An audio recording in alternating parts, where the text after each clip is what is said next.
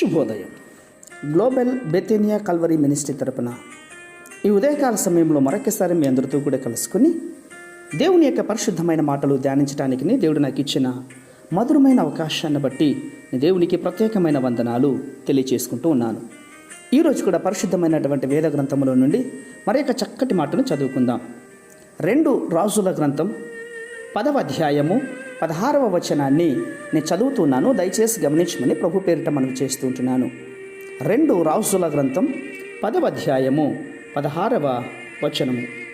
యెహోవాను గూర్చి నాకు కలిగిన ఆసక్తి చూచుటకై నాతో కూడా రమ్మనగా యాహూ రథము మీద వారతనని కూర్చుండబెట్టరి. దేవునికి స్తోత్రం కలుగునుగాక.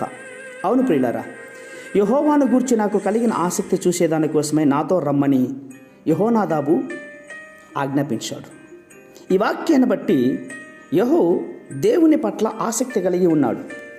అంటే పూర్ణ హృదయంతో దేవుణ్ణి అనుసరిస్తూ జీవిస్తున్నాడు.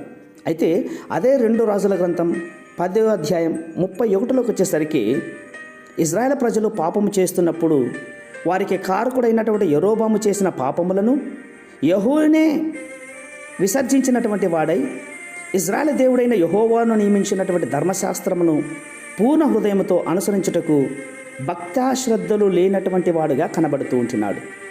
అవును, యెహూ మనకందరికీ తెలిసినటువంటి భాషలో చెప్పాలంటే పై భక్తి కలిగినటువంటి వాడుగా ఉన్నాడు. అతడు మొట్టమొదటిగా పూర్ణ హృదయంతో దేవుణ్ణి అనుసరించేవాడు. కానీ ఆ తర్వాత పూర్ణ హృదయంతో దేవుణ్ణి అనుసరించే విషయంలో వెనుకడుగు వేసినట్లుగా కనబడుతోంది. కారణం అతను చేసినటువంటి భక్తిహీనమే, దేవుని పట్ల ఆసక్తి కోల్పోవడమే దీనికి కారణం. ప్రియులారా, మీరు ఆలోచన చేయండి.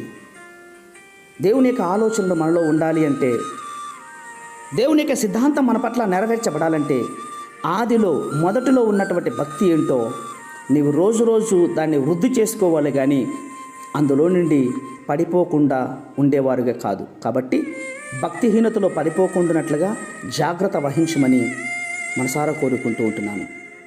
భక్తిహీనుల వలన అన్ని జనుల యొక్క మధ్యలో దేవుని యొక్క నామము దూషించబడుతూ ఉంటుంది. అందుని బట్టి దేవుడు వారి ఆలోచనలు కూడా నెరవేర్చలేడు. ఈరోజు సంఘాలు భక్తిహీనతతో నిండిపోయింది ప్రియులారా.